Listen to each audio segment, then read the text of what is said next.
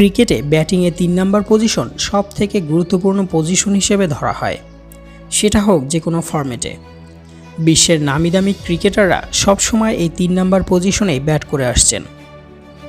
Bangladesh cricket দলে সাকিব আল হাসানের পরে এখন সেই পজিশনে ব্যাট করছেন আমাদের প্রিয় ক্রিকেটার নাজমুল হোসেন শান্ত। ব্যাটে না হাসলেও সবসময় হাসি মুখে থাকতে পছন্দ করেন শান্ত। নামে যেমন ঠিক তেমনি ব্যাটিংয়েও তার ব্যাট খুব শান্ত। বর্তমানে ৩ ফরম্যাটের অধিনায়ক শান্ত। টি-20 বিশ্বকাপেও সামনে থেকে নেতৃত্ব দিবেন আমাদের প্রিয় ক্রিকেটার নাজমুল হোসেন শান্ত। কিন্তু শান্ত কি এবারে টি-20 বিশ্বকাপে বাংলার তরি ডুবিয়ে দিবেন নাকি টেনে তুলবেন একাই? তাহলে চলুন আন্তর্জাতিক টি-20তে শান্তর ব্যাটিং পারফরমেন্স কেমন সেটা দেখে নেওয়া যাক। শান্ত এখন পর্যন্ত 37টি টি-20 ম্যাচে 36 ইনিংসে ব্যাট করে 760 রান সংগ্রহ করেন। শান্তর গড় 24.52, স্ট্রাইক রেট মাত্র 109.83।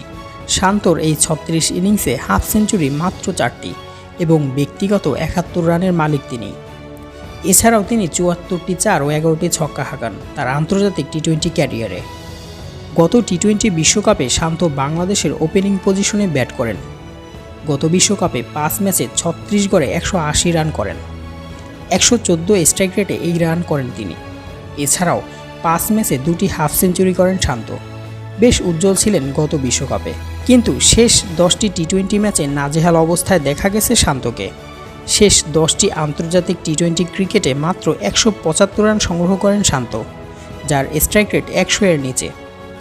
এছাড়াও শেষ 10টি ম্যাচের মাত্র 1টি হাফ সেঞ্চুরি শান্তর।